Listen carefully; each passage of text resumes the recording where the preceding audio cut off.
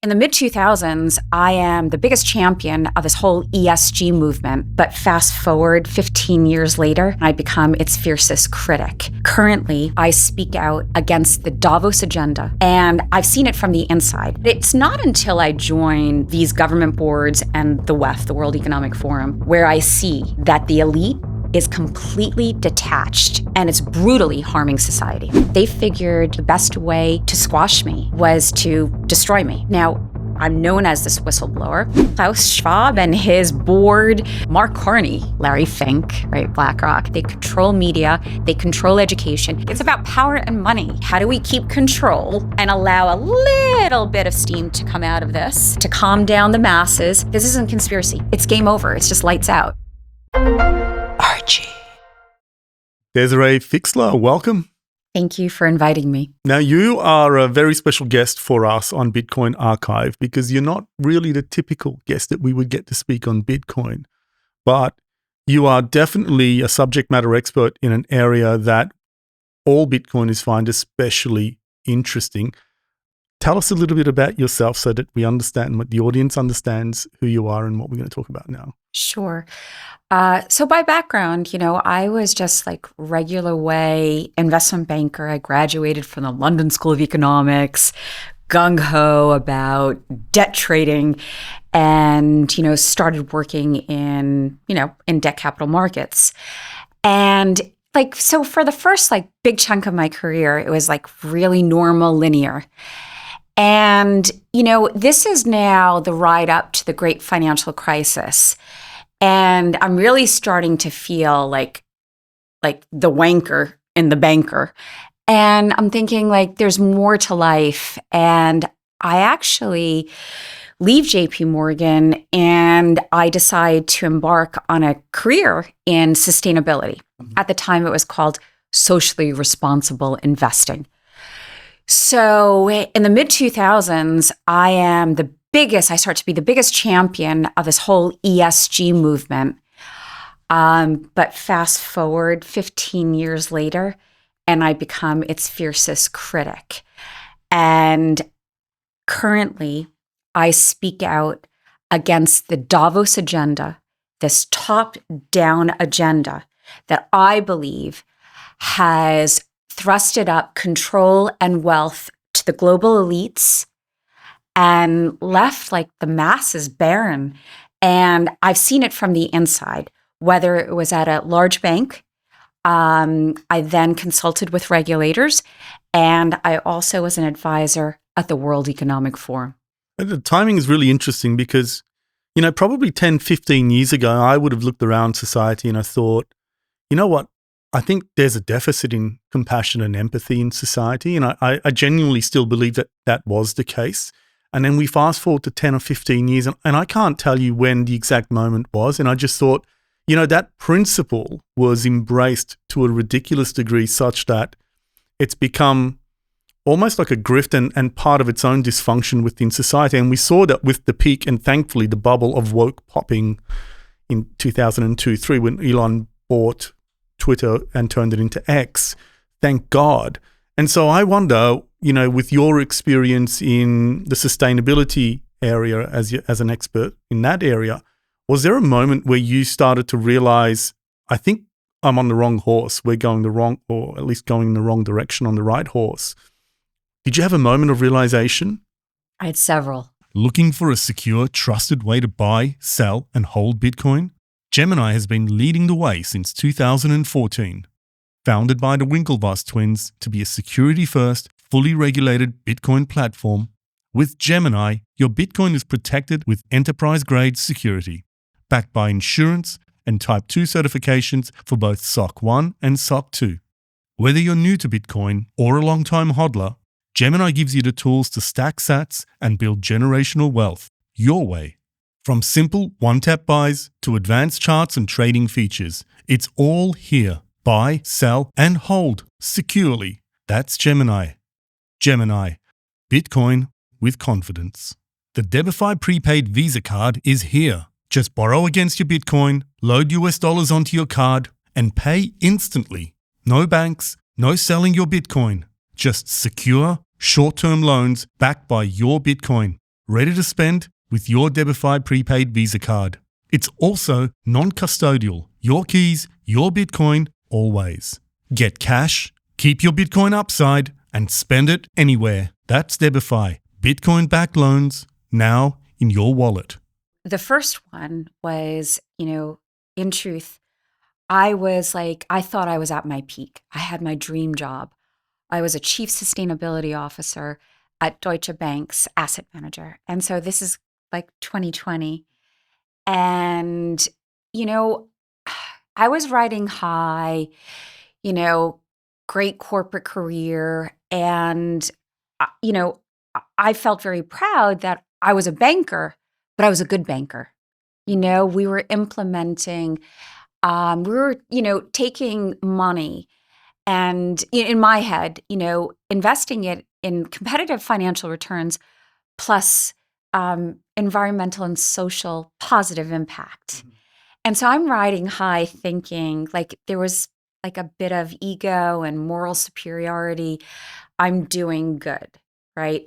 Doing well and doing good. But then now, like I have the big job and now I can see what is actually happening in the boardroom.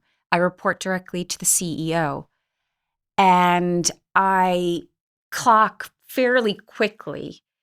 This is a whole marketing scam.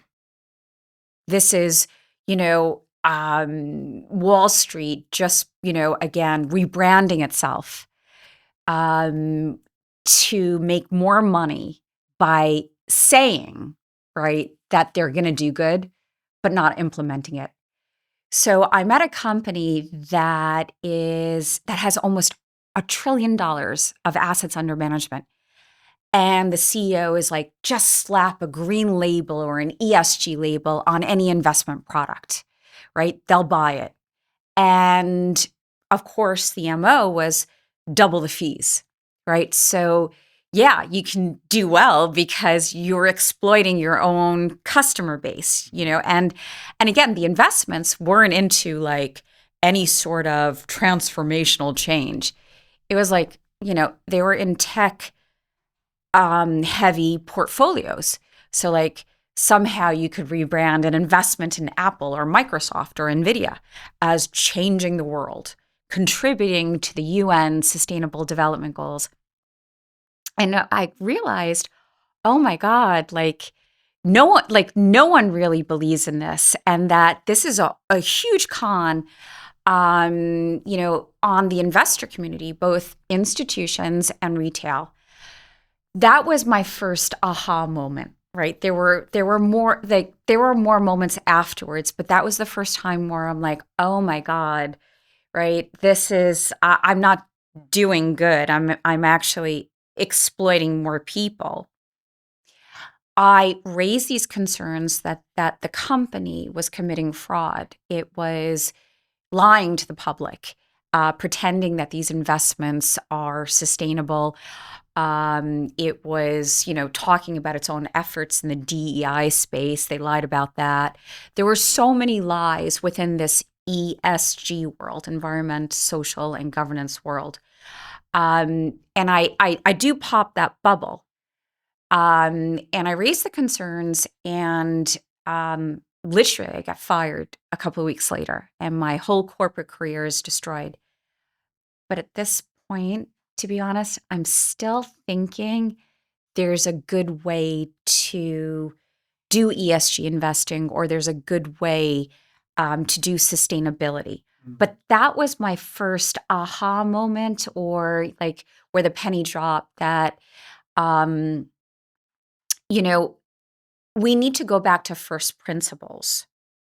And first principles meaning like Milton Friedman's version of capitalism. Pare it down, and businesses are just supposed to make good products and services. You're not supposed to blur the line between business and politics. So that was the first moment. Mm-hmm. I get fired, I'm out in the wilderness, and the next thing you know, I get called by regulators and in addition, like banks and asset managers, but the World Economic Forum. And people are thinking that I'm this like green Joan of Arc that I've got this like now the street cred to, help them do ESG better. I joined these advisory boards. Mostly it's nonprofit, At but that point, are you known as a whistleblower? Was it known that you'd raised these concerns yet? Or did they yes. think you were still on the inside in with the program? They knew I was a whistleblower, but they're thinking I'm like a good whistleblower, right? So I'm this, like, as I say, like I am like almost a pure, like a pure ESG person. And that wasn't the case. I blew the whistle. Well, I didn't blow the whistle. I raised the concerns internally to Deutsche Bank because they were lying to the public. And we were on probation with the Department of Justice at that time. And I just explained to the CEO and to the board, there's a huge gap between what we're saying publicly and what we're documenting internally. And the SEC will bust us in a like split second, or the DOJ, right? And, it's not only what we're saying today, but they're going to go back like many years and it's not adding up. So we need to make restatements. It was Deutsche Bank that actually blew the whistle, not me. I just raised these concerns to the CEO and the board. They then I was never called into HR or anything like that. They just like one day I woke up and I couldn't log on and I was fired. But they never came to me to say, Desiree, you're fired for these reasons, and here's your settlement package, and here's the NDA. Instead, they just like cut and run. And so, I mean, that's how it unfolded. And the next thing you know, they went to the press. So they blew the whistle to Bloomberg to make an allegation that I underperformed as the chief sustainability officer and that I had questionable business ethics. They then also simultaneously pulled my work permit in Germany. I was living in Germany at the time in Frankfurt, and I'm rendered homeless. So they did like all these like really like huge knockout punches. So they went public first. I never went to a regulator. I never went to the media. They did that. They went public against you. Yeah. So they figured, the best way to squash me was to destroy me, right? So it's not just to fire me and disorient me, but it is like, again, pull the work permit, discredit me publicly so I can't get another job, so that I'll never have a voice in the market. I can never tell, right? I'll just like curl up in a ball and like pop Prozac. I don't know. But that's what they were thinking. And, in the end, right, there was a while like I didn't know what to do, right? And yeah, I did definitely pop a few like Xanaxes and drink a few glasses of wine. Like, how do you deal with this? What do I like? I wasn't used to like, I never even thought about going to the media. And then I tried to get another job and see if I can put this behind me, because this was out there. No, and like in all the interviews, and I remember one at Blackstone global headquarters in New York, on Park Avenue. And they're like, Desiree, like, we read the Bloomberg article. What did you do? And I'm like, and I thought I was so corporate at the time. Well, there was a cultural difference. We had a disagreement, but, I'm moving on. But no one was going to hire me. Like just seeing this article that I was like a loser and maybe even a liar, or I violated regulation. And so once I knew I couldn't get another job and I was like now fucking officially an outsider, I was like spit out of the system. I sat on it and I thought, you know what? I first have to clear things up. And like, I need to tell the truth. I need to take back, this is my narrative. And So I approached the Wall Street Journal, kind of a big media outlet, and I gave them the story, the scoop. And I didn't just give them the story because I'm not a big believer in he said, she said. I gave them the documents. Like, this is what happened, right? This was like black and white. I'm I never thought of myself as his hero, but like, here are the lies they wanted to say. This is what we, like the executives at the company, told the CEO not to do, right? And here's the back and forth. Here's like 100 pages. And the Wall Street Journal takes it, does their own investigation, right? They can't take my word for it.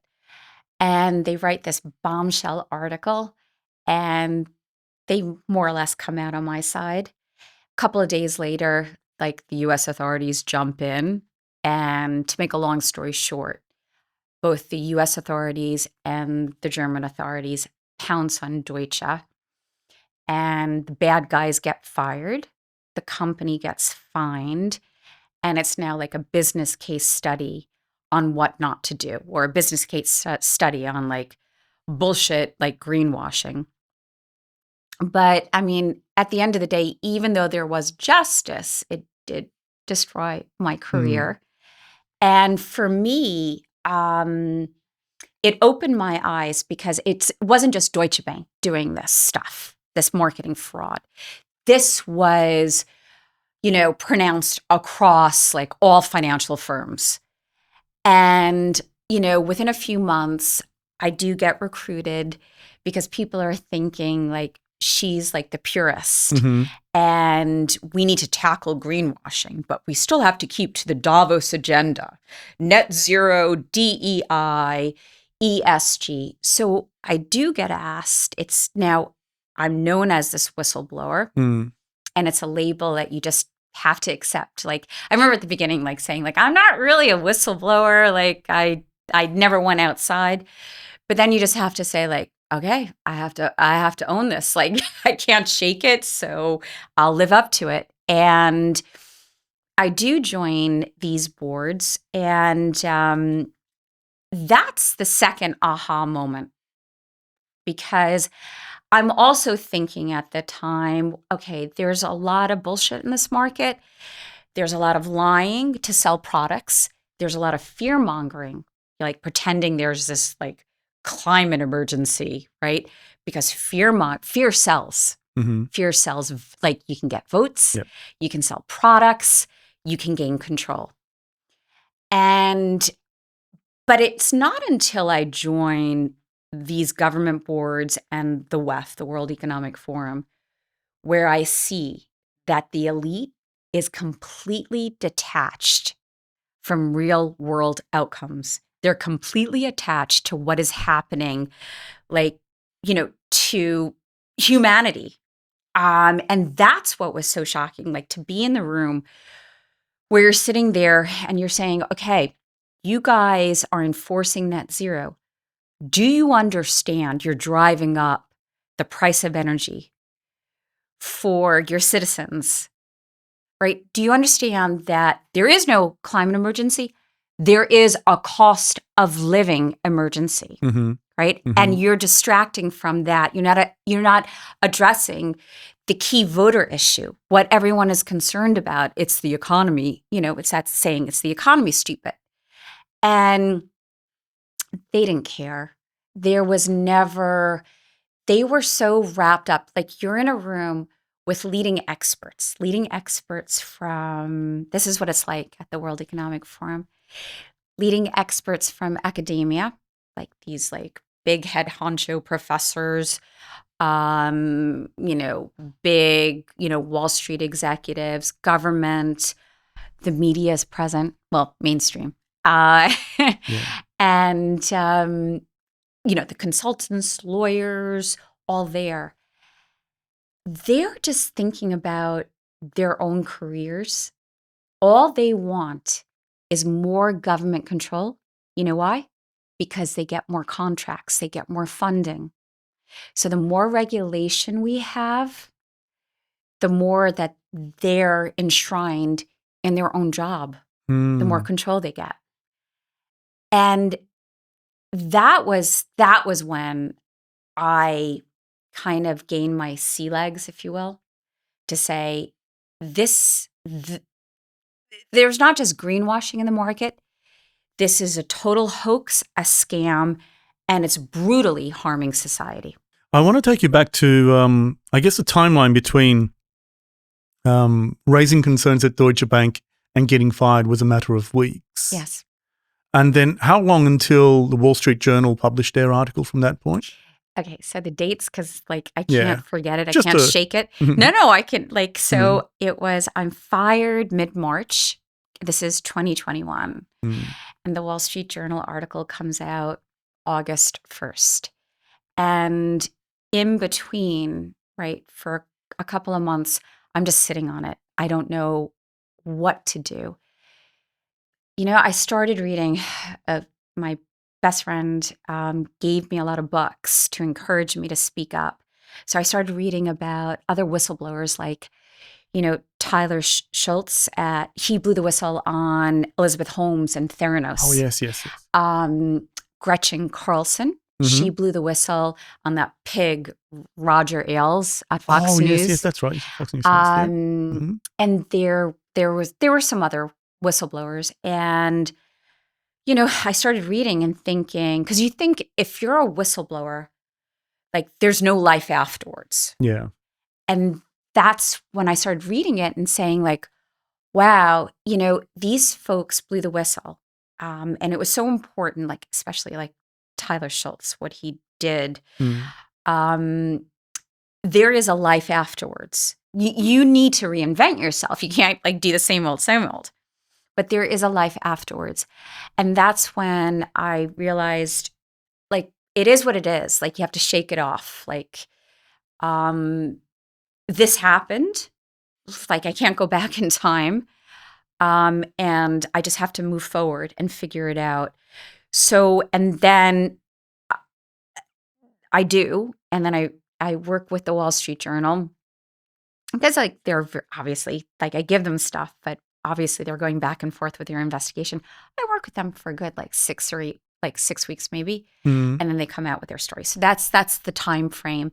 But I mean, yeah, it was like an emotional roller coaster.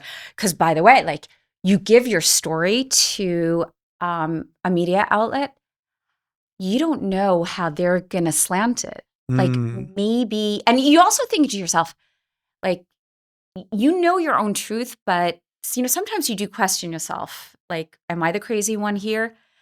Am I going to be depicted as a vindictive, you know, former employee? Because you can have a conversation with them, or your entire interaction with them can have a particular tone and context. But once you've given them the information, the quotes, they can spin that any way they want. 100%. You know, maybe they look at me as like playing the girl card. You don't know. And I do have to say this. I mean, the Wall Street Journal was very professional, but they don't tell you what they're going to write. You know, you just have to answer the questions. And it's no longer your story. It's their story. Yeah. One of the things I'm really fascinated about is like organizational culture, groupthink, incentives, how consensus forms as well within organizations. And as someone who was reporting directly to the CEO, you know, you would have had a bird's eye view about how some of those cards were dealt and perhaps even seeing some of the behaviors adjust in real time. Personally, when I entered the corporate world, I was completely naive as a graduate. And it was a bit heartbreaking to see the reality for what it was. Like within 6 months, I was looking around like, what is going on? There's something wrong in this environment. How do you think those ideas or the idea to perpetrate a particular fraud, how does that propagate within an organization? It's what you mentioned. It is group think. Perhaps I should. Is the that door okay? closed or Yeah, open? door's closed. They're just Is that really loud. Yeah. Is that like? It's okay. But do you want me to give some more context to my No, question? no, I Okay. don't. I Okay. just figured. Yeah. Yeah. That's all right. That was loud. I thought it was open. Never mind. Look, we live in a world today of cancel culture. It wasn't this bad. I started in banking in 1994. There was a better speak up culture back then. So back in the day, and I worked in a very male dominated area, right? It's investment banking. And, of course, you'd get condescending comments here and there. But you could always speak up. So someone would say something to you, you could shoot back. There was never a moment in time where I thought, oh, someone's going to report me to HR, right? And neither did they, by the way. Today, it's very different. Today, and it does start from government overreach with this insane compliance infrastructure that we deal with.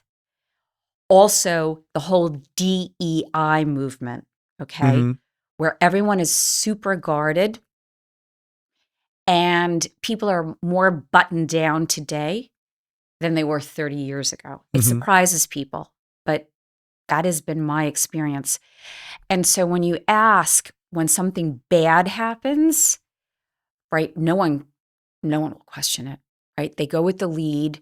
They're there. They're getting paid a lot of fucking money, and they just zip it. And, the issue, and I really take offense to this, because today, there's all this moaning about the system is rigged. The system is rigged. I agree with that, but not because of capitalism. It's rigged because of cronyism, because of this government overreach in this world of compliance, because of DEI. And no one actually has the balls around in the boardroom to say, no, I'm calling this out, right? They're all getting a fat paycheck. They're detached. There's no accountability, right? They have all their director and officer insurance, or they CYA themselves, cover your ass, with consultants. And they are 2 or 3 degrees removed from any accountability. So that's what I see. Can you just break down for us the plausible deniability of hiring consultants for at the executive level? It's almost like an outsourcing of decision making, isn't it? Oh, 100%. But by the way, please note, you're not hiring one consultant, right? So at Deutsche Bank, they love this. So, right, in my area, you hire a strategy consultant. So something like, a firm like McKinsey or Boston Consulting Group. You then hire the accounting consultant like, PwC. And then thirdly, you hire the IT consultant like Accenture. So you've got 3 different huge groups of consultants banging into each other. And again, in the boardroom, they think they CYA'd. They covered Sure. cover your ass. So it's more than just one consultant. And by the way, each consultant, each weasel, even junior consultant gets paid $2,500, for their day rate. And you got to have 10 of them running around at each firm, right? So it's 30 people on the same topic, banging into each other. On these are the numbers. Yeah, I believe you. Yeah, I I've seen similar numbers, and even less so, which is still quite a lucrative pay packet. So I guess you're alluding to just follow the money. There's a financial incentive for people not to rock the boat and to go with the flow. But where does an organization get its imprimatur to follow a particular ideology? You're saying, if I've understood you correctly, it begins with government and perhaps the legal implications through DEI sensitivities, for example. Well, yes. And I also see things single out the World Economic Forum, right? It's, some people like say, like, Desiree, why are you always like banging on about the WEF? And, you got to realize that it's not just this think tank with one annual meeting at Davos. So, okay, let's get into that.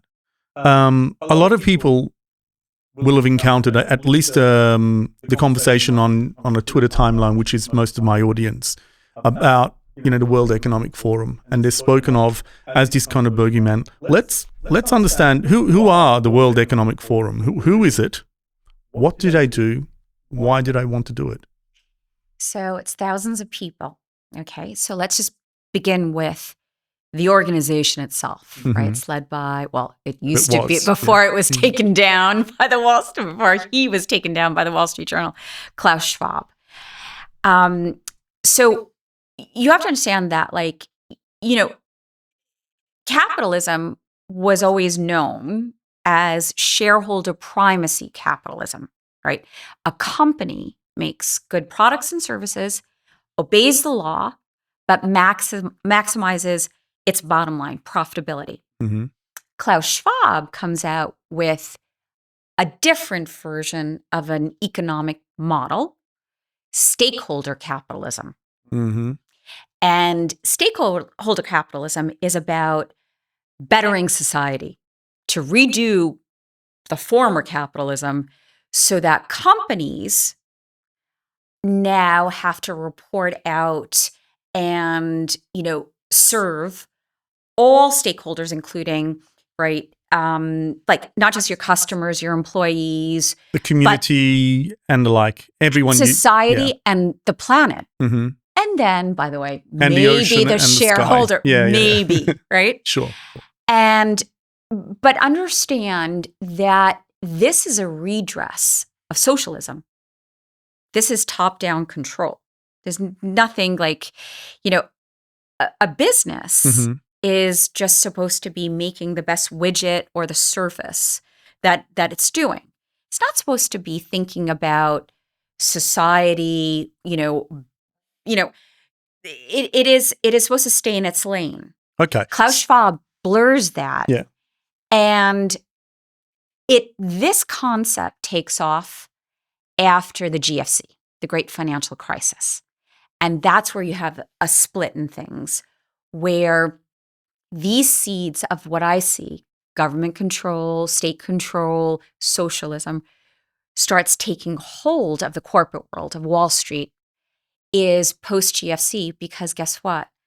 During the financial crisis, the reaction from the public was to distrust the system. And then there's that's like humongous bailout, and now you have fury. And they're vindicated.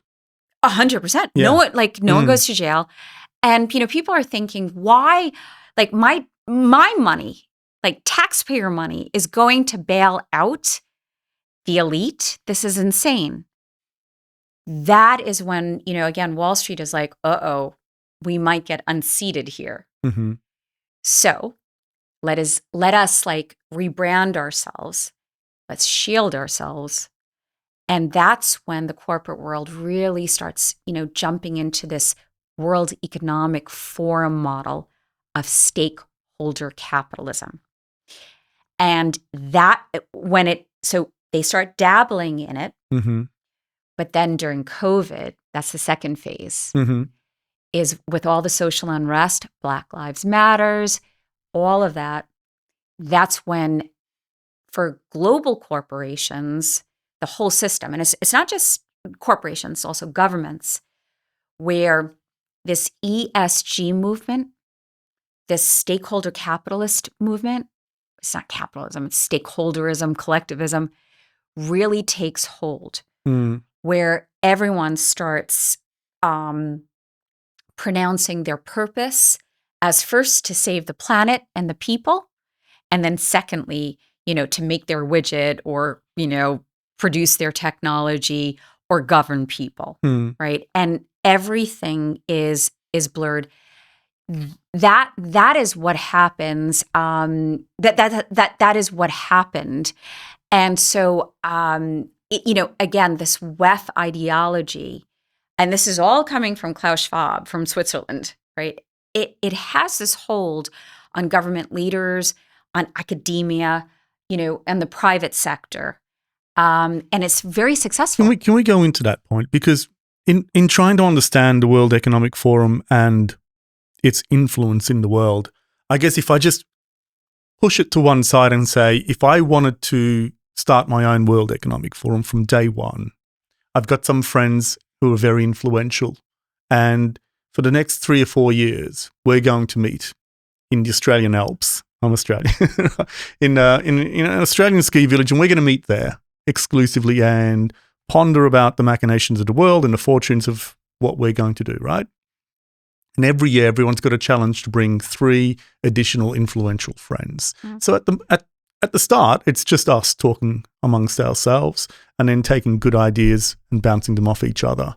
And then slowly that starts expanding because we're inviting friends and they invite their friends. And we're all of a similar ilk, executive class, entrepreneurs, business owners and the like. At some point, there's a tipping point where it becomes a place to be seen. It develops a reputation for influence, for a place that you can network and further yourself, not just from the professional class, but also from a capital point of view as well. Right. So I'm assuming that that's the sort of process that the World Economic Forum went through. Is it from the 70s and 80s and 90s? Yes, it is. And so at what point, how does it gain from that sort of dynamic to get a hold on the global agenda whereby governments are looking to see what comes out of the World Economic Forum? Because we, the people, were moaning, right? We're moaning about the bailout in the great financial crisis. And, again, you've got the second big event is, during COVID, where everyone's like, what's going on here? There's just there's this inequality in society. So keep in mind that the World Economic Forum, you're absolutely right that, it's at first just, a few business leaders and maybe politicians getting together. Understanding that's not what it is now. It's much more than that now. 100%. I'm just trying to map the pathway towards. So it gets a big bump with the GFC and then gets the greatest bump with COVID. So today, right, most people don't know this, but there's about 800 people working at the WEF just in Switzerland. They have a number of other offices. They don't disclose, and all the information I'm giving you is publicly available. They don't disclose how many people are working in the other offices, but there are 4 other offices. You have to understand that their network is vast. The leading companies of the world, global leadership, political leadership. They've got 22. So again, you've got the WEF and its employees. But then they put together 22 industry sectors, right? And that could be technology to finance, blah, blah, blah, blah, blah. They have 37 future councils. So I was a member of one of the future councils, and it was on responsible investing. But there are 37 of these councils. We're all external people being brought in. And on each council, there's about 20 members. We talk once a month, right? And sometimes it's broken down even more than that. What is the purpose of that monthly meeting? So again, it is to set the Davos agenda. So the WEF comes out with their global risk report. And that's how this works. They tell the world what the problems are. What are the challenges? What are the risks, facing planet Earth? They decide the problems, and they decide them by consulting their experts. So it's all in their community, right? And the Futures Council, it rides up what we're saying. But again, this is the echo chamber because they're coming and they're saying, don't you think the biggest risk is climate change? Is climate change. So when you look at their risk report, it's always different versions of climate. Then they have misinformation. So by the way, what we're doing right now is their like radar is like, Sure. going Yeah. off, like boom, boom, like, because, again, this is It's not through approved seditious. channels, This is it? Yeah. no, It's subversive behavior. 100%, right? So I like that. misinformation. And then they might have something about inequality in society. Mhm. So they identify the risks, right? But they're not speaking to people. Mm. They could care less about democracy, right? It's up to them. They decide what the problems are. And then, of course, guess what? They decide the solutions. Mm. So the solutions, since, like our biggest existential risk today is climate. Well, the solution is net zero. The solution is that the state takes control of your natural resources, production, distribution, and demographics. Misinformation? Well, guess what? Here's the solution. The DSA, censorship on what they determine to be hate speech. Mhm. And demographics? Well, we've got DEI. And you know what? Let's have kind of open borders and adjust things, right? Maybe to like pack countries and voting, and gerrymandering in some way, right? That is the truth. And yet, contrast it, the key voting issue for most people in like elections, especially there were a number of elections in 2024, also the US, but a key voting issue was, the economy, Mhm. it's cost of living, it's affordability. That just doesn't factor in the World Economic Forum. They don't see that. They don't see like safety, open borders as an issue, Yeah. right? It just like that is the thing when you're in the room, you understand there's, like I always talk about, they're totally detached from, what regular people are experiencing and seeing. They have their agenda, and I can't, like, this isn't conspiracy. It is so top down, right? It is so much, we decide the problems and the solutions, and guess what? We'll make sure that you, the voter, have no say. So they've got those, is it the 37? Did I get the number right? 37 future councils. 37 yes. future councils. But okay, there's a selection process to that, and I'm guessing it's kind of a self-selecting group. Let's say there's some kind of filtering process to make sure you get a certain type of person. Mhm. And I don't know They if that's screwed just up with me. Yeah, well, perhaps there's an They let one slip. perhaps there's an intuition there that sometimes gets tripped up based on sort of profiling. But I'm guessing that just like in the corporate world, how corporate cultures are formed, and there's an intuition about who moves up and who's not, who's going to be playing by the rules and who's not. And when I say rules, I don't mean, hey, I think we're perpetrating fraud here. I mean the cultural norms within an organization that says, yeah, we all know, but we're here to benefit ourselves in some way. Just don't say the quiet bit out loud.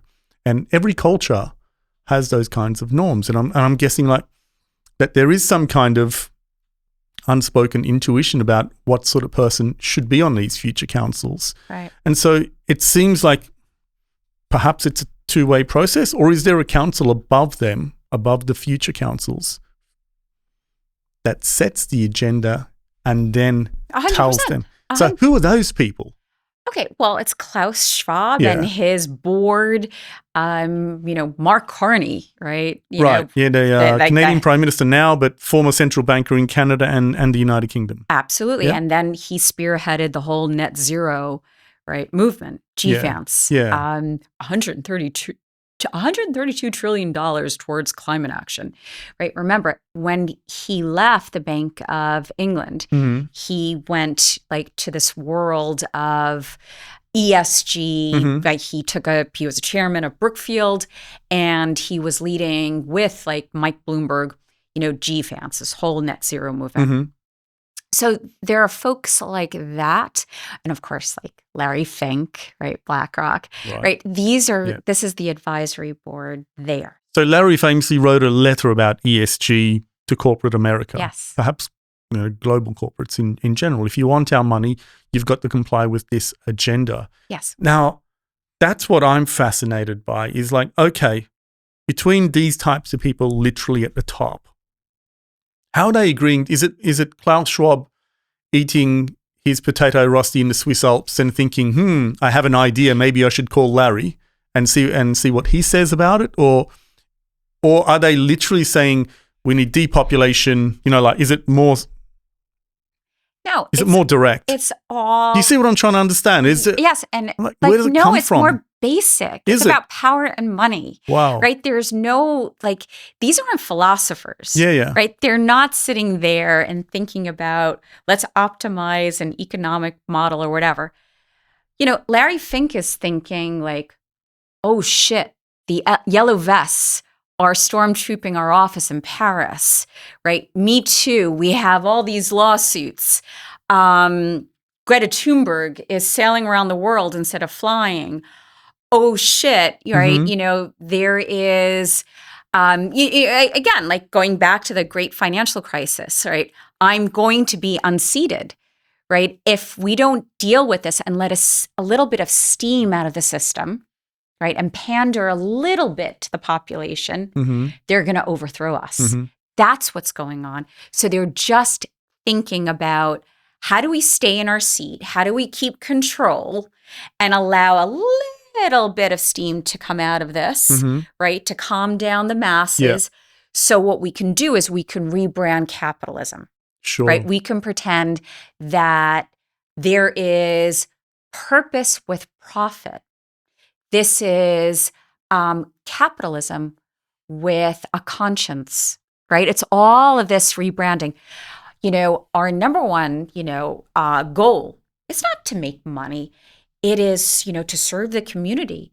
It is diversity, equity, and inclusion, or it is to save the planet. It's climate action.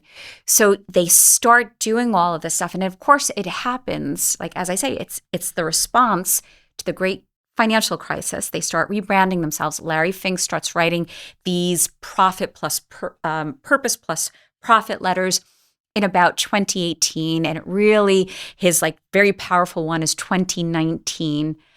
But where it moves from this dabble of rebranding to what they call a license to operate, that's during COVID, where everybody just jumps in and everyone starts transforming themselves. But they're only thinking about maintaining their seat, getting paid more.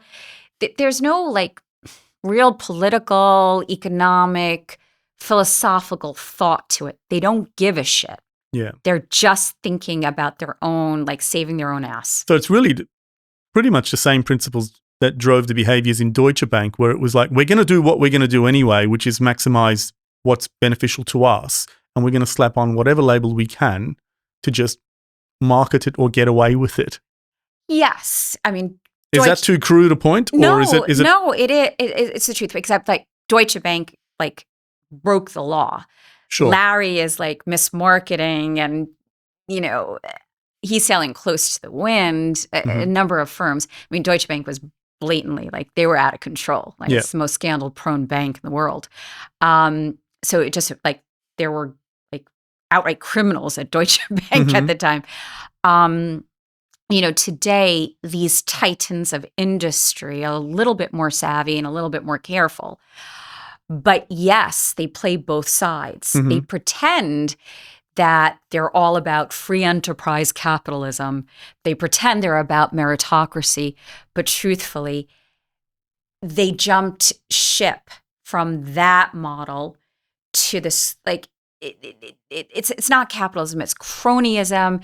And they jumped ship to this WEF model because what they found is that fear sells a great deal. If you talk up the climate crisis, there's a climate catastrophe, there's a climate emergency, you subdue the population because people are really thinking There's a greater good. Sure, things are bad economically, but it's a worthy sacrifice for a greater good. Yes, that, but also, they convince people that not only can you do good, but you can make more money. You have to understand that they came at it in a very odious, manipulative, gaslighting manner. They said that the Davos agenda is what can save profitability. Okay, so, if we factor in this imminent climate crisis through our environmental climate models, you will make more money, right? If we have more diversity, if we socially engineer everything, according to identity politics, you will make more money. It was also a really good way to placate what was a growing, at least let's speak in an American context, a growing section of voters in society were leaning more and more left to social issues, particularly as it relates to their economic circumstances. And they said, well, we're not going to raise the minimum wage. We're not going to do anything like that's going to hurt our profits. But you can have DEI, you can have the trans issue, you can have, and suddenly AIC looks like she's achieving things when actually it was just a distraction, economic distraction all along. 100%. But, you remember something, it's chicken and egg, right? They're drilling in that message, right? People are voting, like here in the UK, you had Labour campaigning on net zero, that Ed Miliband came in to say, our economic model, our net zero model is not only going to protect the planet, right? So, the world is on fire. We're going to put that out and we're going to save you every family, you're going to save £300 a year in energy savings, right? That is so untrue. It's just a blatant lie. Net zero costs an economy. It costs money. Renewable energy is intermittent, right? It is not properly stabilized fully on the grid. And, but they never told the truth. So you have stories that's what the WEF controls. You have to understand that they control media, they control education. So you have these stories coming out that net zero saves money. Net zero will save the planet. DEI, diversity, again, a company run or a government run on diversity represents the market better and, can govern better or, can make more money. They produced, all these research reports from, places like Harvard Business School. McKinsey had their seminal diversity report. It's all bullshit. But you have to understand that through the World Economic Forum linking in with all of their experts in this area, that they were all pretending that there was research linking ESG, right, net zero or diversity, with profitability. There was cherry-picked data. And the reason why they did it is you have to understand this is a multi-trillion-dollar industrial complex. You have no idea how profitable this is. Wall Street is just one sector. Right? So is it a fraud that's perpetrated through a mislabeling and false marketing, or is there some kind of flow of funds which is ending up in the pockets of people who are pushing this narrative without going to the intended purpose? Is it a misdirection of funds, or what's happening?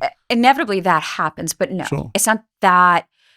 It's not that complicated. It's just somehow people look over and oh shit, we can make double the money on slapping a green label on this, on whatever product is. And that's as far as people think. Just call it organic apples and you charge 40% extra. And so, but you have to understand, as I gave you a glimpse into my world when I was a sustainability officer, that you've got 3 different consulting houses knocking about. You then also have to hire data providers. So you're also paying companies like MSCI, Morningstar, Bloomberg for their data feeds, like on sustainability. It's all bullshit. It's all like airy-fairy stuff. You then have all the lawyers coming in because you have to redo all of your press releases, your prospectuses. You understand, you now have a feeding frenzy of service providers around you. It's an industrial complex. It really is, isn't it? It is. And again, the wonderful, why people love this and how it became this multi-trillion-dollar industrial complex, because it wasn't just this insanely profitable business. There was moral superiority with it, self-righteousness, right? Everyone was pretending, again, that phrase, we're doing good here. And, mixed with the fear-mongering that there is this climate catastrophe happening somewhere, right? It really sold both politically and economically. Now, of course, what you see is that there is a backlash that starts to happen 2022 stateside, right? And, I hope my voice helped with that, to pop this, green bubble. But it still has a firm grip in the UK, in Europe, in Australia, and Canada. And remember something, it ebbs and flows in the US. Right now, most voters see through this scam, this wokeness. But, we have to be on our feet. It's still around, especially in California and New York. But it is 100%. People ask, are there real believers here? I'm like, not really. There are a few sprinkled here and there. But the bulk of it, it's just bureaucrats in the middle that are just they're just looking side to side to say, I've never made so much money. This is so easy. Can you believe this shit? Yeah. And again, it's just slogan driven. It's process. It's not creativity. It's not making things. It is the product here is process. It is form over substance. It is intention, not results, right? And they're loving life because, they haven't yet been held to account. So when I hear the word net zero, I associate that with sort of environmentalism, the environment. And if I was to sort of stillman that, I'm like, I live in an apartment right now that's got a pretty decent view across London. And when I see the morning smog, I'm like, yeah, I wouldn't mind cleaner air. And then I think about the waterways. Yeah, I wouldn't mind cleaner waterways. And the image of trees in the countryside, for example, these things are sort of nice, pleasant things that I'd be like, yeah, we need more of that. What is net zero in reality? It is carbon emission bean counting. Okay, this is what it is. It is, if you heard about, there was an environmental or so-called environmental conference, a UN conference in Brazil. COP 30 just happened last month. I didn't hear it yet. So thousands of elite people flew in there, and Brazil, bulldozed and created highways of bulldozed 100,000 trees to make way for all the private jets landing, right? So that everyone, Gavin Newsom and, Keir Starmer and Ed Miliband can arrive in Brazil and virtue signal and talk about how they're making the world greener. But meanwhile, they killed 100,000 trees.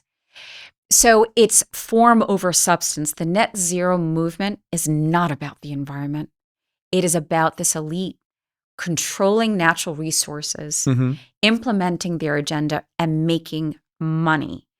But they're so focused on, the whole movement is about carbon emissions, right? It's not about what you talked about, clean water. It's not about clean air. It's not about clean soil, right?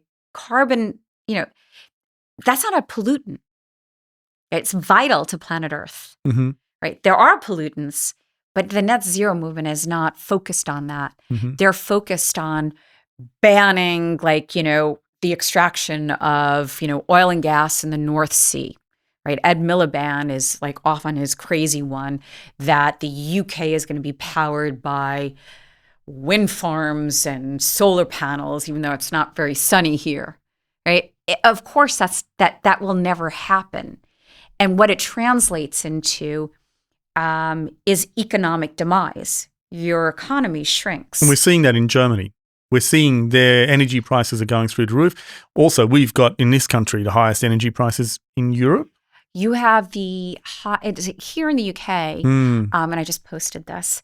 It was just featured today.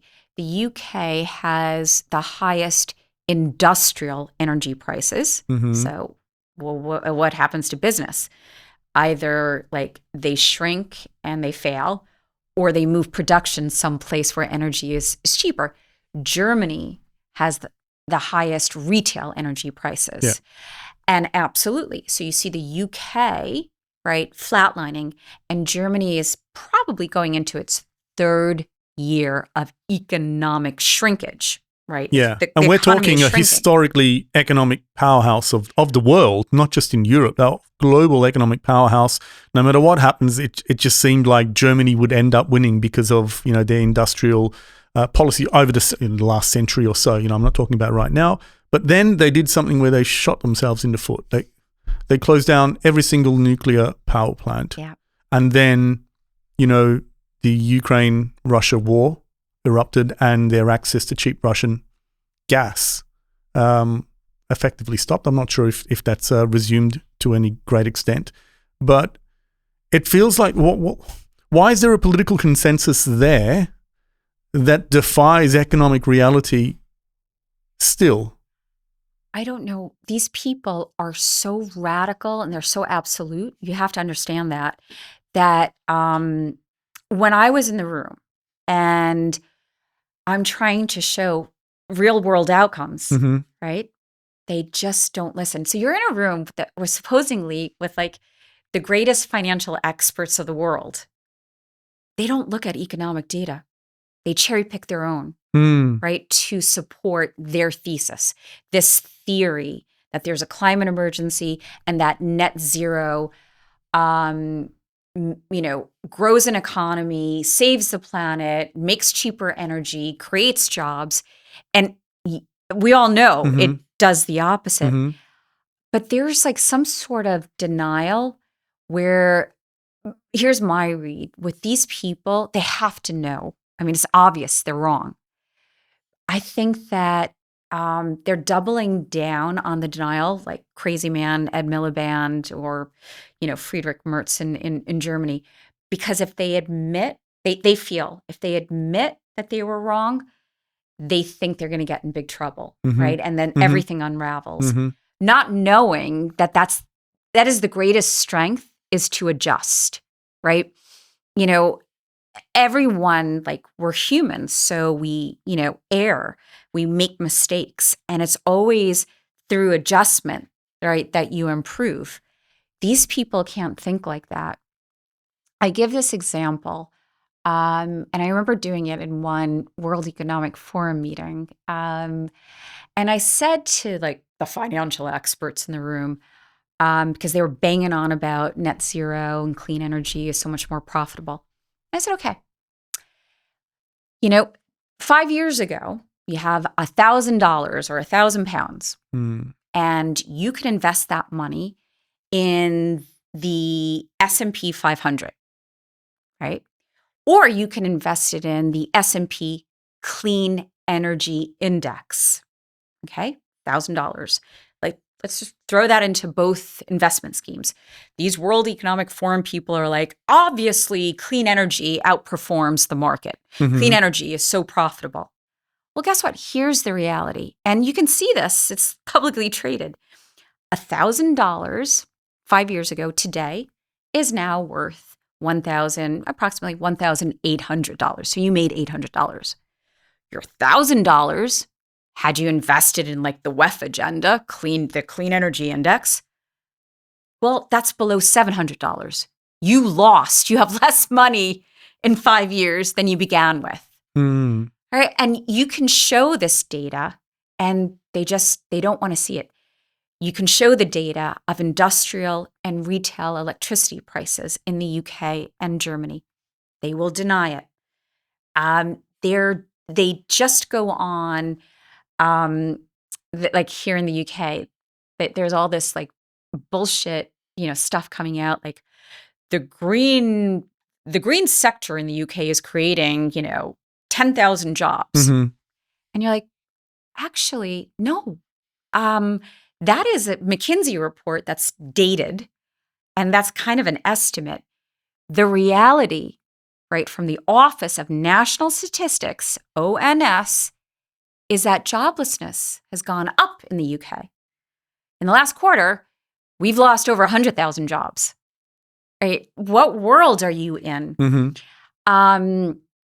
When you talk about, central bank money printing and debasement of currency, right? Again, they close their ears, Yeah. right? Because they're not affected by it. Their salaries go on up. Mhm. Mhm. They're not affected by the affordability crisis. They could give a shit about inflation, right? That people, now have to suffer like a panic attack just to walk into a supermarket because of this debasement, because of like the insane central banking, bank money printing, bloated bureaucracy, net zero driving up, energy prices. They don't care. They're immune. I find that people who start off with an ideological framework, I find that they go into one of two buckets. Either, they're incurring the costs themselves. Like, for example, someone who's on a diet that's just not working for them. But there's a cognitive dissonance between experiencing the maleffects of their ideology and actually deciding that they were wrong and they have to reverse course. And the other is exactly what you've described, is that actually they're not bearing the burden of their ideology, and any shortcomings they write off and dismiss as a moral failing on the part of those who are suffering as a result of that. That's and we see correct. that in economic, political ideology all the time. The people, as you so beautifully put it, primarily are concerned about power and control. And so long as they're able to maintain that, they will hold up the facade of their ideology and dismiss anybody who's suffering as a result of that. Correct. Or blame the suffering Mhm. on climate change. Hence yes, exactly. Yeah. It's unbelievable. The affordability crisis is because That's of climate why we change. have to do more of it, for example. Yeah. Let's double down. It's not working. Let's double down. That's exactly. Yeah. But of course, like, stateside in the US, people woke up to this to say, like, hang on a second. Mhm. Like, are you kidding? Like, you have a number of, Republican states, the financial controllers that are in control of public pension funds. So you're a teacher, you're a police officer, a firefighter, you have, let's just like keep it real.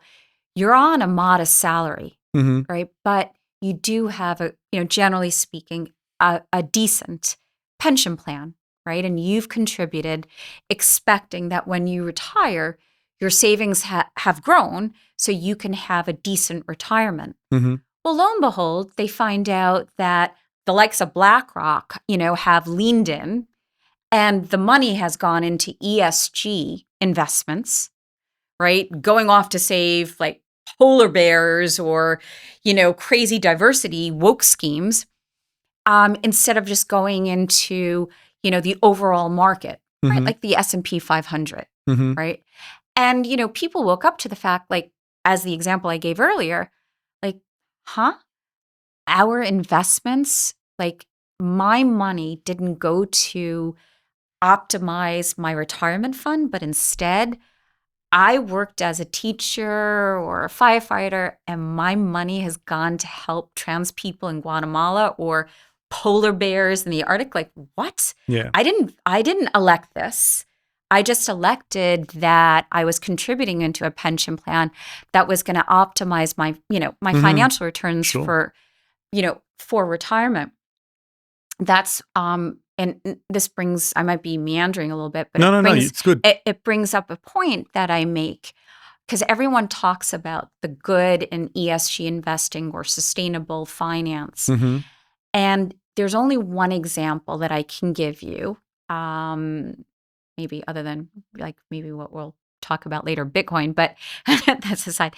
In my area, the greatest example of good investing is what Jack Bogle created, the founder of Vanguard, the pioneer of index or passive investing, right? His vision was to democratize and, make investing affordable, accessible, liquid, right? And he created, of course, the S&P 500, index investing. That is the only example of ESG or sustainable finance that I can come up with, is that someone allowed, people to share in like profitable America, right? Because you have this now, new type of investment, passive investing, right? That was the game changer that allowed everyone, the 401k plan, like the boom, ETF investing, stateside. But, Jack Bogle, like in Vanguard and passive investing, did more social good than this whole bullshit Davos agenda, ESG movement, could ever imagine. But people don't, look at things from a first principle point of view. Yeah, it sounds like a circle jerk for clout chasing grifters. And it would be amusing if not for the fact that it had such detrimental effects, real life effects, because powerful people do look to Davos, the World Economic Forum, for guidance and direction. It's almost a kind of signaling that, which is why I sort of dwelled on the point about culture within Deutsche Bank. There's a signaling that goes out into society, just like there was signaling about you and your employability just by the fact that Deutsche Bank went out into public before you had the chance to say anything. And that put certain companies off, at least for a short time, didn't they? And so it's something that I don't really know how to counter other than having these sorts of conversations and raising a greater awareness amongst the public. One thing I wanted to ask you about is, I guess Larry Fink is credited with his ESG supportive letter many years ago of sort of rushing in the acceptance of ESG into corporate America, shall we say.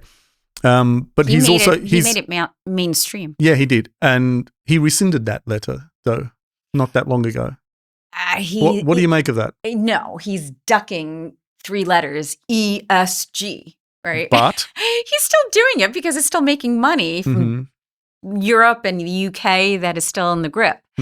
So all of these people, including who I actually admire, Jamie Dimon at JP Morgan, they play both sides, right? So yes, Larry Fink was like firmly just in ESG, and now he's like, it's no longer ESG, but it's responsible. They come up with all these different rebrandings. They overuse the word sustainable. They'll use like enhanced risk management, right? There'll always be another label, but they'll play both sides. I had the very unfortunate experience of starting my corporate career at a time when they were rolling out these things called sort of these culture programs. I'm sure you've probably come across them, I'm certain. Yeah. And what I noticed was like the words changed, but the behaviors didn't. Right. They just dressed up the same behaviors in the new vernacular to pass it off. And so it's a similar sort of thing to what you're sort of alluding to with Larry. And I just wonder, I don't think anything is going to change, but I like the fact that we're raising awareness and gradually as that sort of permeates through society and people have a greater level of consciousness about the decisions they make and who they believe. 100%. And another issue I'll raise that also comes from the WEF and Davos is, it's the surveillance. Like, again, this is talking about state control. It is, digital IDs and central bank digital currency. Yeah. That is really scary. So let's get onto that because that's a particular bugbear of ours as a community. And and people mistakenly attribute to Bitcoin because it's an open ledger that it's also like it's a tracking currency. It's going to track you, and it intrudes on your privacy. Tell us about the combination of digital ID and central bank digital currencies, and why you think they're so dangerous. So you have a situation. Okay, so how about let's roll back to COVID, Mm-hmm. right? And let's go into Canada. Mm-hmm. And you have a truckers' rebellion, Yeah. right? Justin Trudeau, with Mark Carney in his ear, right, said, you know what? We're going to debank these people. We're So going to identify. the trucking industry, some of whom park their trucks on certain highways. I forget what that was in response to. Was it in It's like response to a shutdown? Yeah. Yeah. Okay. And it was sort of tolerated for like a few days, and then the system kicked into gear. Yeah. What did they do? Some of these folks were just taken, like spit out of the system. Mm-hmm. They were debanked, and that's what Mark Carney advised. He actually openly wrote a letter in a prominent newspaper in Canada to say that we need, right, for the safety of Canada, right, we need to like jail and extract these people from society. You know, Mark Andreessen also talks about this, that, you know, also some of like, you know, their investments, you know, some of their payment system companies, you know, were also debanked. Like when you're debanked, you have to whether you're running a company or you're an individual, right? It's game over. There's no way you can move, right? Because we've moved into a world of largely, you know, here in the West, a cashless society. Increasingly, no one wants to take cash.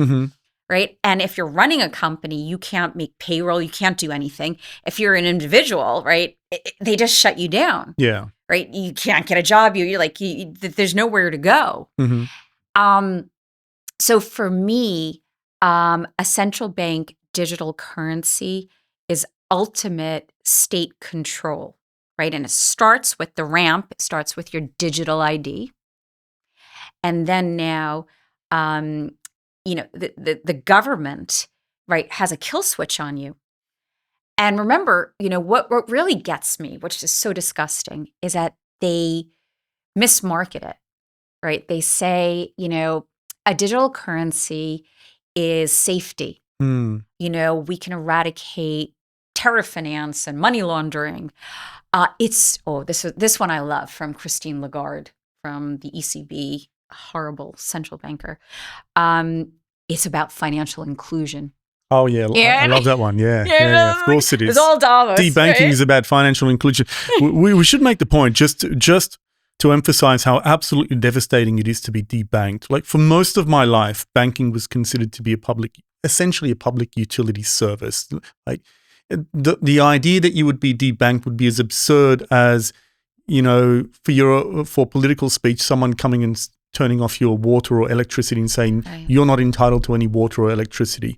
And the reason why it's such a pernicious thing is the digitization of society. You know, one of my treats every day is to have a really delicious coffee somewhere, take some time, you know, just set myself up for the day ahead of me. And I can no longer pay in cash. And I just kind of realized as a result of COVID that, I don't even carry cash anymore because I've just got into the habit of not paying with cash for little things like that. And I don't even remember the last time I paid with cash. It's horrifying. I don't want to be like that.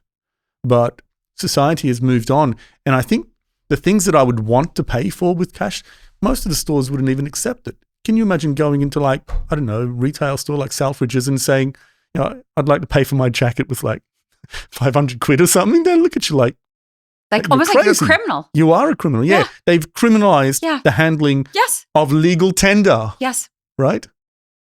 So 100%. But that's one point where in America, in the US, it's bipartisan. So both sides, like, you know, Democrats and Republicans agree we're not going to, like, the US is not going to have a central bank digital currency, or at least For now, that's Yeah, right. yeah. So, that's bipartisan agreement. But it's scary what's going to happen here in the UK, Europe, and Canada, because it's like full throttle ahead.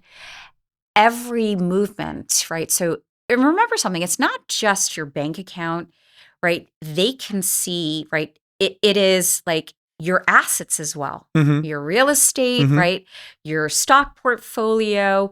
The government can track all your movements, right? Because as you spend here and there, like, I think that is so scary, and I don't think people fully understand here. And maybe the difference between the US, the UK, the US, and Europe is the welfare state. We're like more rebellious stateside. We just have rebel in us. Definitely. Whereas here, there's more, a little bit, like, not in Keir Starmer because he's a very unpopular. No, but just in the state in general. Absolutely, there's more trust. Yeah, people are more. And people don't see, this is not benign. It's not innocuous, right? There will be a kill switch on your life, and there is complete surveillance. And you don't comply, you're turned off. You're like, it's the same as being imprisoned. Well, I think a precursor to that is that, these cameras that are in all sorts of places that make no sense to be there. For example, if you've been into any kind of Sainsbury's, you'll notice that at every till, they have a camera with the screen there. Now, the screen, I don't know why that's there, and I don't even know, well, I'm starting to suspect why the camera is there too, because it's not actually having a look at you handling your goods and paying either, because ostensibly it's there to prevent theft, but it's not even looking at anything that you're handling. It's pointed purely at your face. So my suspicion is that there's some kind of facial recognition timestamp going on. So they take your image, they've got a timestamp with the transaction that you undertake, typically with a card, and then they've got a back-end database that can match your face, and they've got a database that every time you come in, it activates. So there's an account there with your face. It doesn't need an account ID, it doesn't need an email, doesn't need a phone number. It's just your face that they can recognize, the biomarkers on your face, and they match every single time that you've come to a Sainsbury's register and you've paid. Now, it's only one step beyond that. Right. Before it is a central bank digital currency, and then they map everything to a central ID. And it's absolutely horrifying what they could do with that kind of power. 100%. And this is what brings us back to the World Economic Forum, because people didn't vote for this. No. And if you ask people, nobody wants it. So, like, where's this coming from? Is it simply just the march of technology forward, and then as a result, just that enables more power and control, coercion? And so that's what they want to do. But it's like, there isn't even any room for political dissent. There's neither party dissents from the development of a CBDC, for example, in the UK. And it's like, okay, but why are you doing this? Which segment of the electorate asked for this that you're so adamant it's required? I don't understand that.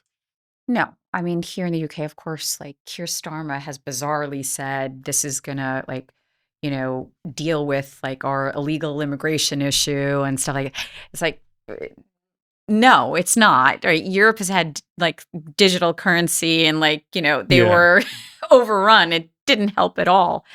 I find, what is, so egregious. It is the duplicity, right, from the state. Whether it's digital ID, central bank digital currency, net zero, social engineering through DEI, the duplicity is so vast, and they lie to you to say this is going to be beneficial. And, when people, went to vote, in 2024, they didn't vote for higher electricity prices. They voted for lower. Right? But somehow the government, they just lied throughout their campaign. They get in, and they're not held to account. And that is, like, what is so insidious, is that you kind of look around and say, like, I didn't vote for this. Like, how did this happen? Mm. But it happens because there is this agenda. I'm not suggesting that like Mark Carney or Keir Starmer has like offshore bank accounts and like money's being funneled in there. Not at all. But there is this World Economic Forum agenda that they have signed up for. They're dedicated to. They've been successful with. And this agenda, remember, has gone through our educational system, right? Our kids are being, taught all about climate action, right? From like the age of 5. Universities, executive training programs, right? This is all baked in there, right? Most universities don't talk about Milton Friedman and shareholder primacy capitalism. They just present it as here's stakeholderism. Here's the WEF version. And people aren't like even considering like, well, there is a freer world, right? And that is one of the like my biggest concerns is how we've indoctrinated this next generation. But this is how it happens. And that's why it's so important, to have this conversation and blast this out there, is that, our democracy has been eroded. Our living standards have been eroded, and we need to regain our vote in this, and pull back, everything. And RFK Jr. said it beautifully, like this is this jet set, global network of elites, and our power and money have been kicked up there to this private jet community who doesn't give a shit about us. And we need to regain control of this. Well, there was once upon a time in my lifetime when we were proud of a higher standard of living compared to the rest of the world. We were proud of a higher level of democratic participation and representation in the world. We were proud of our political freedoms. We were proud of so many things. And there was a lot of fear-mongering about, look at them in other nations, like China, for example. It's an authoritarian state, so a single-party rule, all the rest of that. And I'm thinking, hang on a minute. The last 15 years has been a gradual creep towards the things that we were sort of warned about other countries being like, almost such that it looks to me like our elites are looking at China, and instead of taking the lesson of what not to do, they're like, hang on a minute. How did you do that again? They're like cribbing notes and taking lessons of how to do things to implement greater levels of power and control over society. In the meantime, what you just said about our living standards being eroded, they're doing absolutely nothing to alleviate that. And I'm like, are they preparing for the revolution?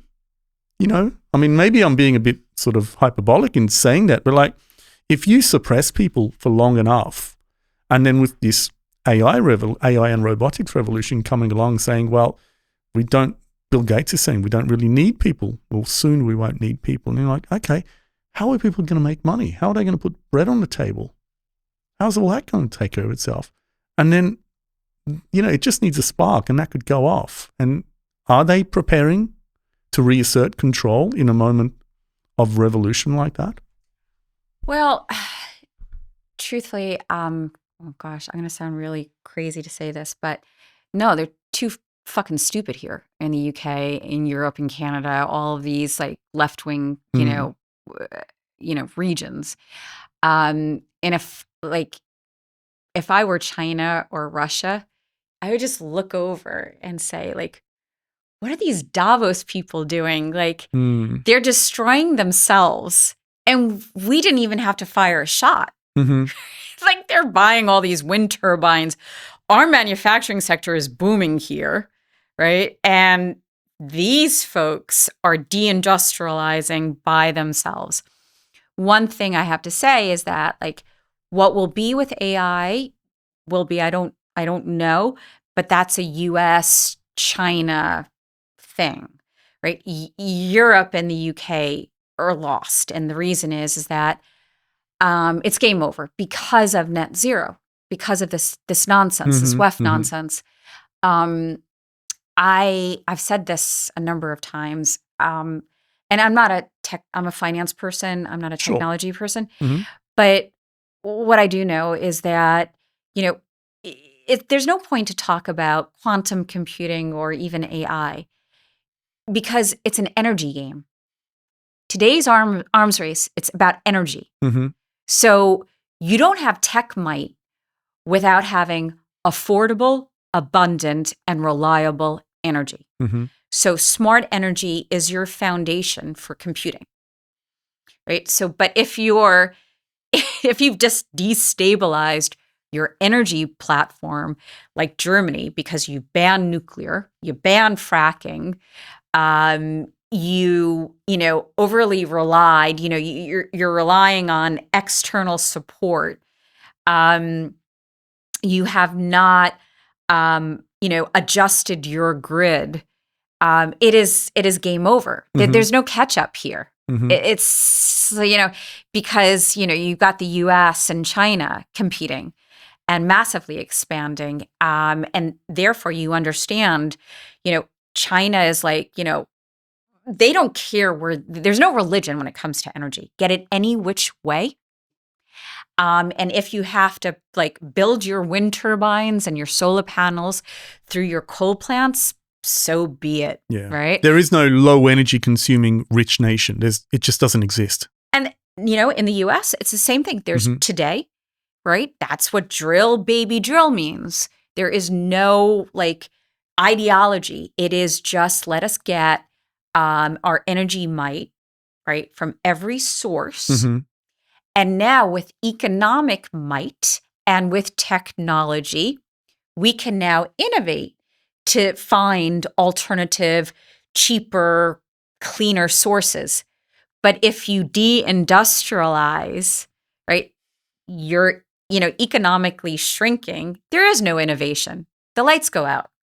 Yeah. So, I mean, I hate to say it. I hate to be very doomsday, but, I'll just call it out. I mean, the path that the UK and Europe is on, it's game over. It's just lights out.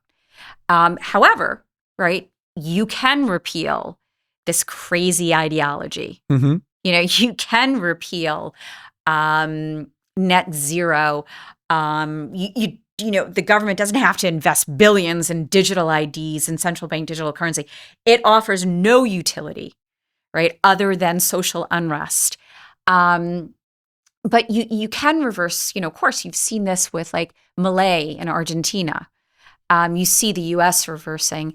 It's just it's sad what's happening here because I feel the people are waking up, but they somehow don't have a vote, right? There's still 3 more years or 3+ more years of labor in the UK, right? Germany, thought that they were getting a conservative government with Merz and no, he's married to socialists, to the SPD party, right? And he's going full throttle with net zero. It's not working. Let's double down. Yeah, That's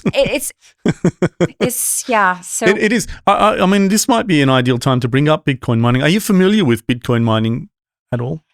I mean, yes. But look, I've invested, Okay. and I am a believer. But I'm as my background. I'm from traditional mainstream, finance. Well, I haven't studied Bitcoin mining like a Bitcoin mining expert would, but I've interviewed quite a few people on the subject, and its environmental benefits are incredible. Especially, so there's a gentleman by the name of Daniel Batten who's a lifelong environmentalist, right? And he approached, when he first came across Bitcoin, he had all these preconceived ideas of what Bitcoin was and how bad it was. But he's also a technology investor and entrepreneur. So he's got both sides of the arguments, right? So he's always looking for innovative, groundbreaking technologies. And by the same token, he's a lifelong committed environmentalist. And he found, as he got to know more about Bitcoin mining, as actually it was not in conflict at all. If anything, it was really good for the environment, especially so one of two things. One, it does secure the grid. We've seen that. We've got a fantastic example in Texas and how it secured the grid there. And there's a complicated way in which it does that, because Bitcoin mining in and of itself is demand responsive. It can be switched off. So as a result of that, grid operators can build overcapacity that Bitcoin miners can buy. But when there's a surge in electricity demand, they can switch off in an instant, sort of make sure that the grid doesn't go down. But the other thing was Bitcoin miners, because they're constantly in search of the cheapest available power, they can burn things like methane flared gas. So instead of flared gas that's just wasted, they can actually take that and turn it into economic energy in Bitcoin. And so as a result of that, we've got a lot of oil and gas companies around the world starting to mine Bitcoin. And it's not always flared. Sometimes it's just allowed to sort of drift into and methane is one of the strongest, most powerful global warming gases, as you know. Yeah. And when you flare it, you burn it, you convert it into something that's much less damaging.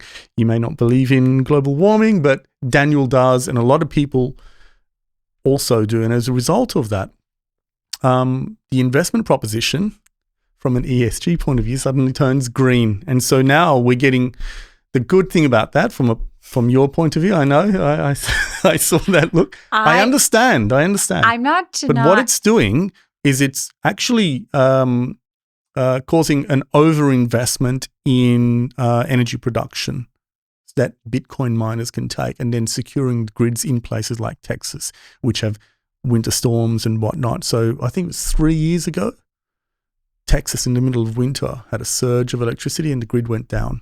Right. Hasn't happened since then. Since they've embraced Bitcoin mining, it hasn't happened since. And so this is another way that can help the industrial base have overcapacity in their electrical production. Bitcoin miners buy that, so it's not wasted. It actually builds the business case for your electricity generating capacity. But when the economy needs it, they can just switch off, and they do so. It's built into their contracts. Look, I obviously I cannot comment. I'm not educated on this, but I will make the point that I'm not. There is climate change. I don't. I get called climate denier all the time. I'm not denying that. I'm just saying that climate change has always happened. Yes, there are more carbon emissions. Absolutely agree. Yes, global temperatures have gone up, a bit. And there have been some adverse effects. There have also been some benefits. But tell us about those when you're done. But the number one thing is that if we don't have, we as a society, we need to always move forward and innovate. And through economic growth, we have, more funding available to innovate. And if you deindustrialize, you degrowth, you're not able to adapt to any sort of, macroeconomic event, or, if there would be a climate event, right? You can only handle it through economic growth. Over the last 100 years, the deaths due to natural disasters or adverse weather events have gone down 97% because of technology, right? We're able, air conditioning or heating or, forecasting, better construction, we're able to handle these adverse events. But if you degrowth, you deindustrialize, you're not able to handle it. So that is the biggest issue is net zero is a deindustrialization strategy. That makes no sense.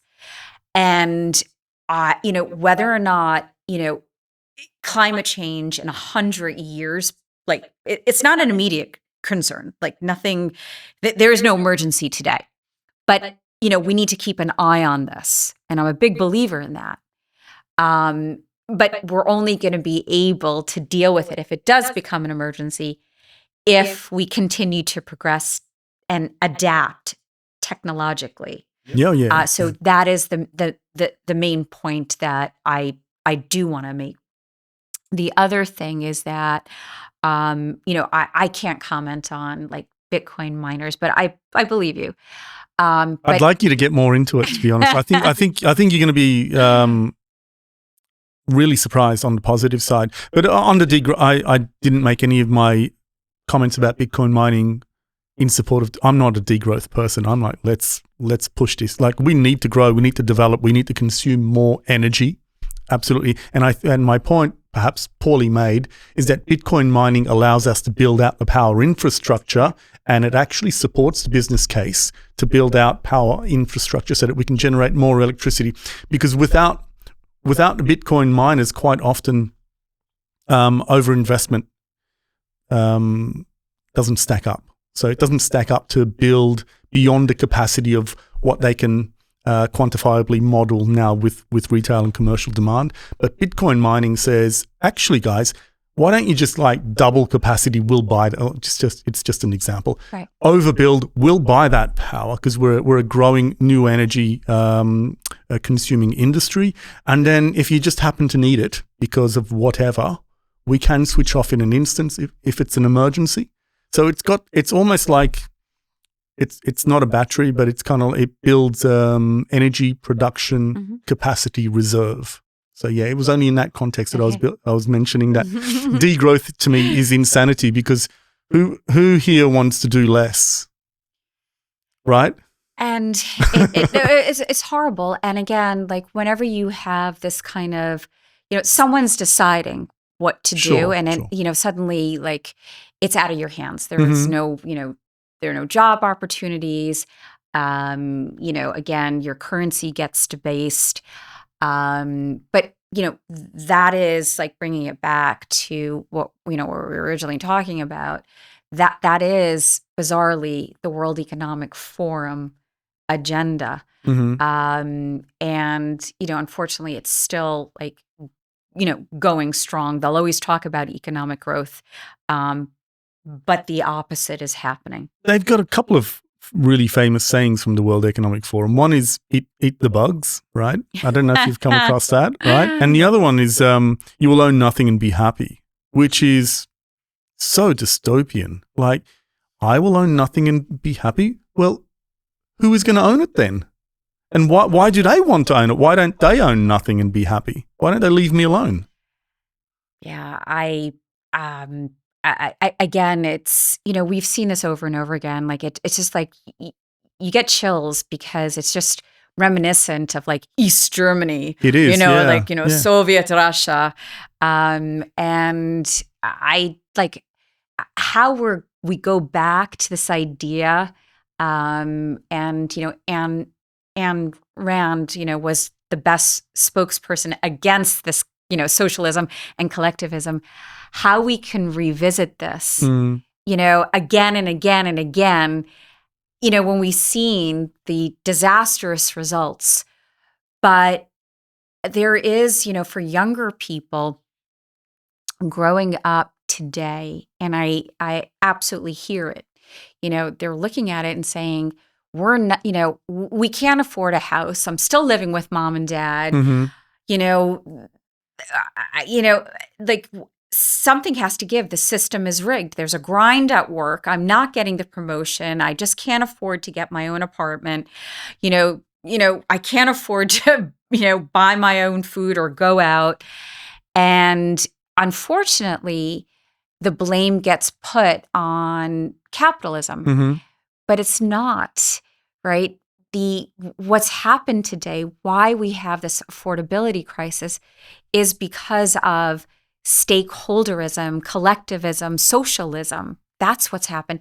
And cronyism. It is that this state came in, right, and bailed out the elite after the great financial crisis. Okay. Right? But when you call that socialism, I've never met a socialist who would recognize that as being socialism. I know. Well, neither did I. And then like you take a step back, and it was only, for me, I red pilled in like 2022, right? When you go through COVID, they shut down, like, you know, so many people Sure, like sure. this. You've heard this story 1,000 times. When you saw the government overreach and what they did, and then just the money printing again was phenomenal. But that was the second time. Remember, the first time was, you know, after the great financial crisis. Yeah. You know, suddenly, right, you have a job, and, you know, you get your monthly salary and you're making ends meet. But now suddenly, you know, you're experiencing inflation. Like, you know, your dollar, your pound isn't buying what it used to. And your salary is not, you know, rising, you know, in alignment. And you live through this, and you see that, like, for the rich people, for the elite, like if you're asset wealthy, right, and there's tremendous money printing, you're a beneficiary, right? So you caused the problem, right? And now you're bailed out with benefits at the expense of the taxpayer. And then we go through that again with COVID. We go through that today with bloated welfare systems, right? It just, like, nothing is for free. When the government says, right, you know, here's a food bank for free, here's, you know, childcare for free. It's not for free. Someone's paying for that, right? Government, you know, spend, right, creates tremendous impoverishment for the masses. That is socialism, right? The difference is, like, you've got capitalism that is like businesses, like little government, you know, interference. Businesses just, you know, optimize, you know, for their product and service and their profitability. And then you have another version where the state is saying, we can make things better. We're going to overregulate, and we're going to, you know, we have this idealistic, you know, version of what's wrong and how to solve it. And, you know, and we're the chosen class, right, to come down to you. When that happens, right, you have to understand, like that warps markets. Yeah. That redirects cash flow. And, you know, suddenly that's why, you know, today there is this affordability crisis, and, you know, it's most pronounced for young people just looking up to say, like we are never going to be as good as, like, our parents' generation or our grandparents. This is insane. What happened to the meritocracy? Yeah, I mean, you're absolutely right. And there's so many different factors actually all conspiring to undermine the living standards of people who work for a living. And I don't just mean that from a sort of blue collar perspective, but also, you know, like, we've both worked in professional environments, and someone graduating with a degree today, what kind of starting salary is that person going to be on average? And in 5 years' time, are they going to be presented with the opportunity to get promotions the way we were 20 years ago? 30 years ago, even more so. I don't think so. In fact, most people are just lucky to get a job post-graduation, and then they're just lucky to hold on to that job in 5 years' time. And it's just, there's a growing sense of desperation that I'm not getting promoted. I'm barely getting a pay rise that keeps up with inflation. Let's face it, it doesn't keep up with inflation. And so I'm getting squeezed in all sorts of ways that the government doesn't recognize, because it doesn't put food, energy, rent in the inflation figure. So it says everything's fine. So, like, I look at that and I'm like, is it any wonder they're turning to more radical political ideologies? It's not to me. It's not at all surprising to me. I think the problem is absolutely the system, and everywhere we look, from the World Economic Forum to central banks, monetary debasement. I mean, as Bitcoiners, we think, you know, most of this stuff is downstream of monetary debasement, and you know, I'm quite firmly of that belief as well. I don't think it will all be fixed if we suddenly stop monetary debasement, but eventually it will start correcting itself. So I just wonder, I don't know what the solution is going to be, because I don't blame young people for turning to, for example, more socialist policies. I don't blame people who are in desperate need to resort to desperate measures, because to say to them, actually, we need more capitalism, they look around, capitalism for them is the job market, and they get crushed in the job market right now. But that's not capitalism. They're getting crushed because, we've had government overreach. It has been like the best market for bureaucratic weasels. What we've experienced is a rise of the managerial class. So, you look at in the workplace, it is a grind. There is so much compliance. You have to report out on all of these, your carbon emission profiles, diversity, biodiversity loss, your supply chain, your distribution chain. And, suddenly you're moving from a world of production to process, procedure, right? Bureaucracy. Yep. Just think about how much better the world could be if we got rid of all of that. If we had less government control. Yeah. You had, you just deregulated, right? You can get rid of these bureaucratic weasels. There's now more room for creators, right? Producers to rise. Yeah. There's more profitability. There's less control of, how we live, what we say.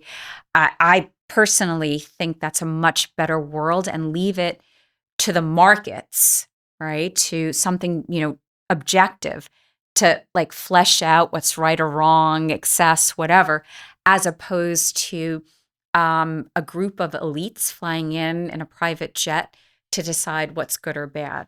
Totally. And so touching on that point, NGOs, the NGO industrial complex. So, I mean, it feels like Doge when Elon was in there, Doge didn't do very many things that we could call a success. But I think one of the big things that they did was uncovering the whole US AID scam. Yeah.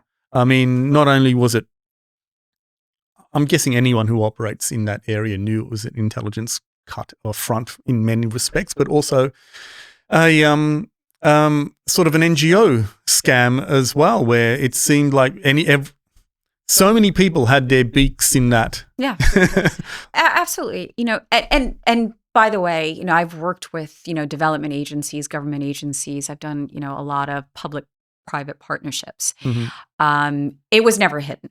There was a national security agenda. I've worked on a lot of, U.S. deals where the U.S. government was investing, where, the DFC or USAID was there, to, part of their mandate was to check China and say China's buying up all of Africa, natural resources, infrastructure.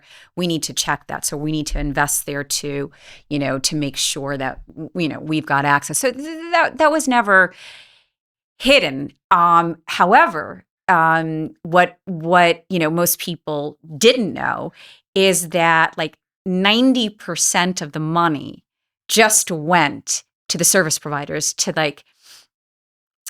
all of these extractors.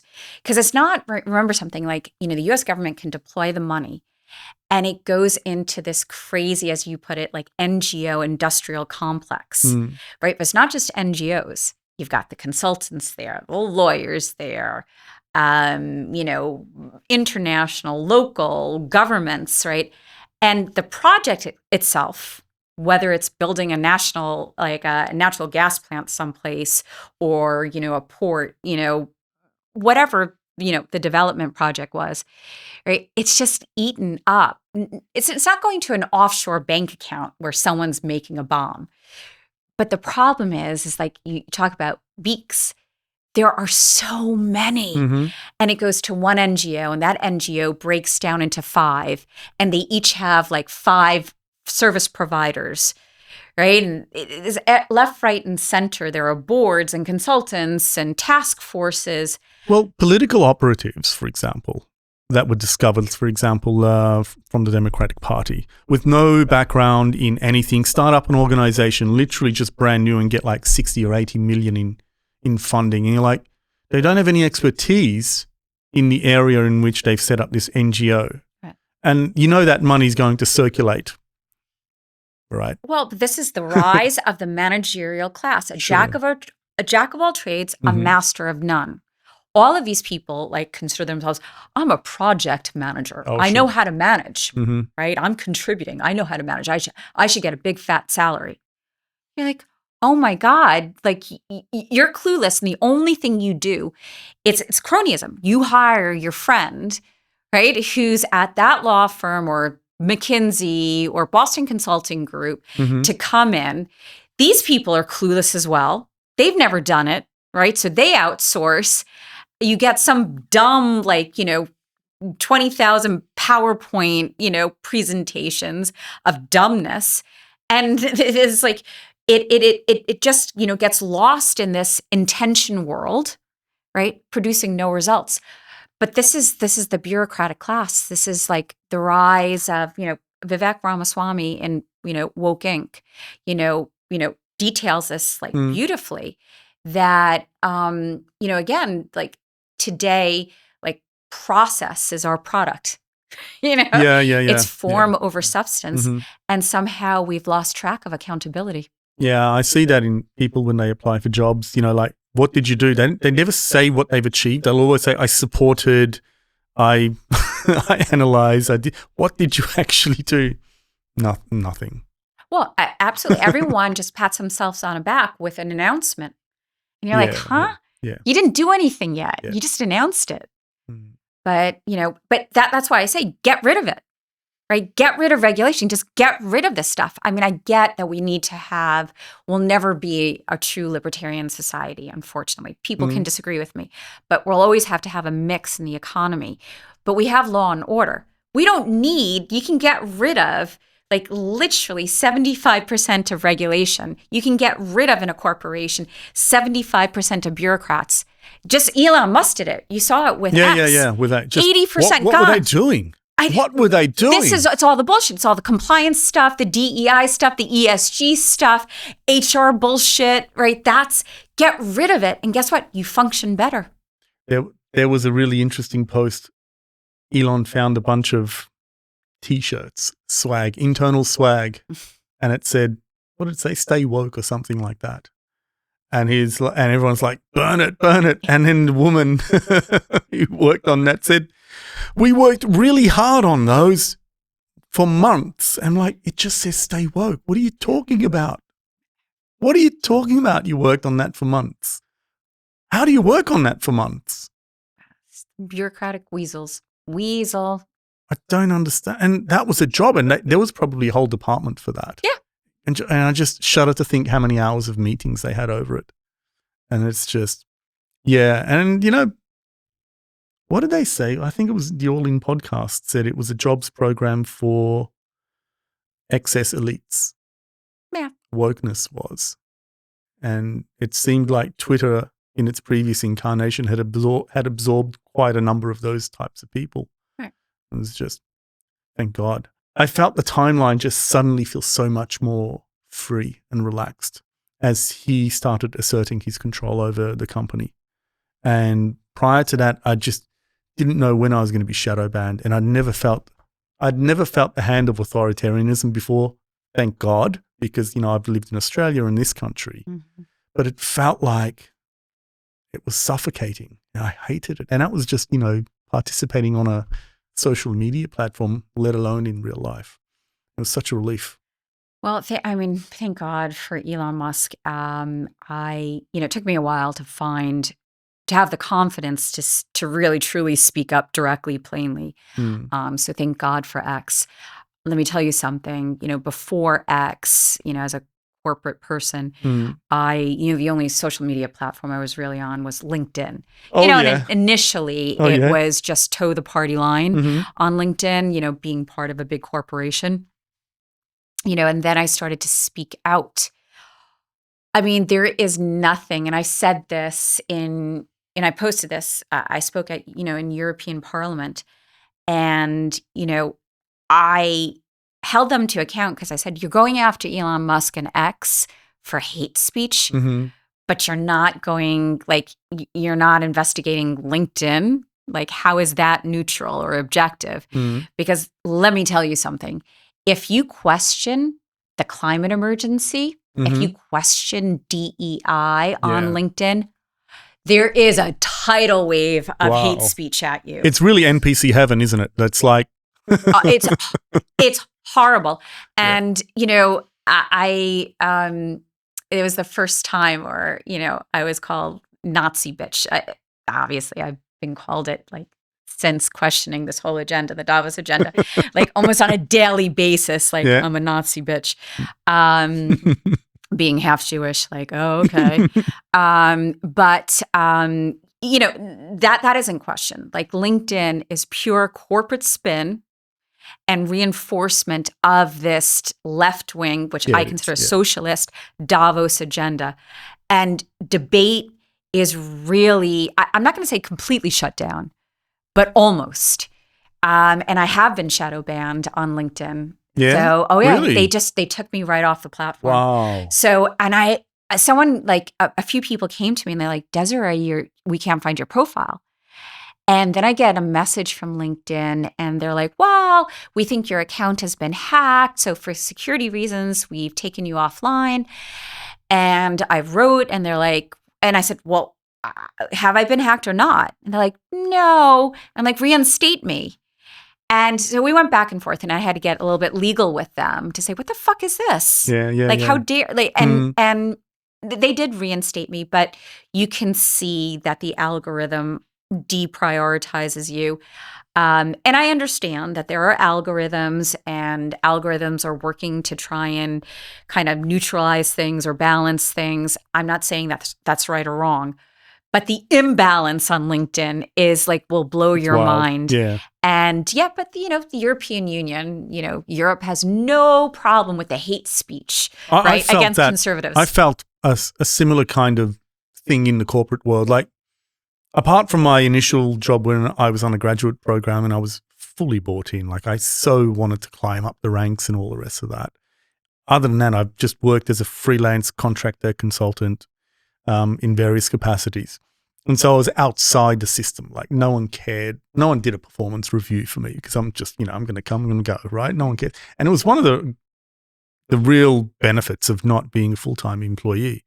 But when I was a full-time employee, I just felt the corporate culture was just like that in LinkedIn. Everyone had to buy in and you had to actually like repeat the mantras, repeat the values, you know, sprinkle the keywords into your daily sentences. And it's just, it feels like LinkedIn is the worst manifestation of that kind of culture in a sort of really scaled and concentrated way, like 10x the intensity of that. Yeah, well, it's an echo chamber and there's one view and that's it. And, you know, nothing is anonymous. So, you know, people are even on LinkedIn, people are afraid to even like something because, you know, you can be seen as liking something that's controversial that actually questions, you know, X, Y, or Z. And so what, do people try to get others cancelled for expressing? 100%. They do.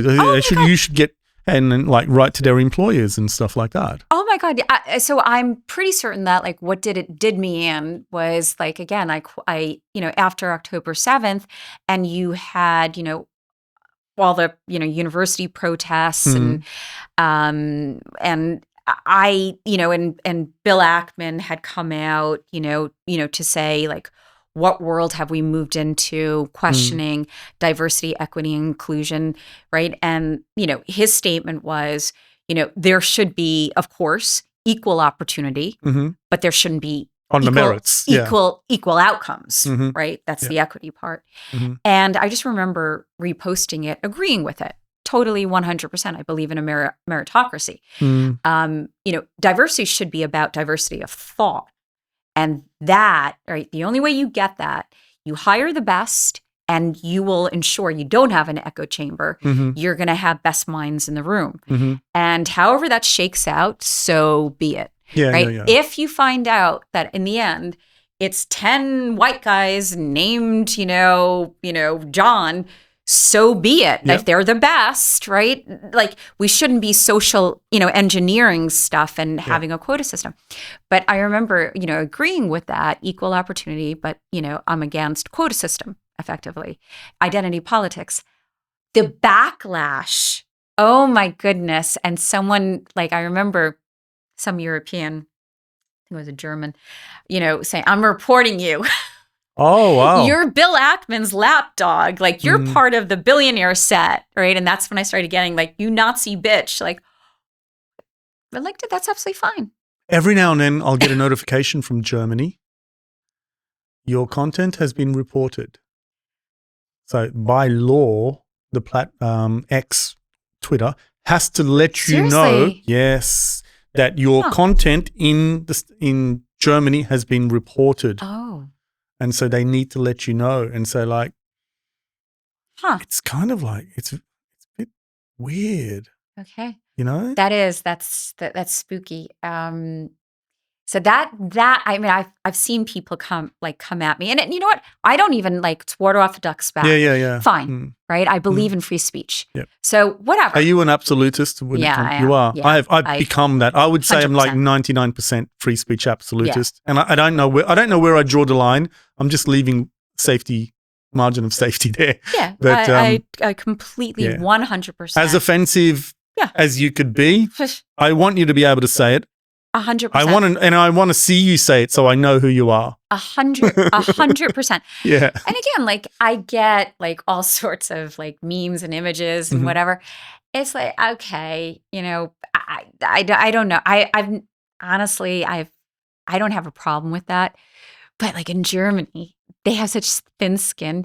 Do you know the current chancellor has filed, I think it's approximately 5,000 lawsuits against German citizens, people, because he felt that their language was insulting towards him. Right? And it's a very common practice amongst the German political elite. And they have more protection. So I'm dead set against that. In this country, we're in the UK, we're in London right now, we're filming, and I think we've got the most number of arrests for social media posts. Yeah. Something, I don't know, it's in the thousands, right, every year. Yeah. What's going on? I know. Can you imagine, and we've seen it filmed, people film the police knocking on the door and we've had a report that you said something nasty on social media and you're like, yeah, and? You hurt someone's feelings. Okay, and?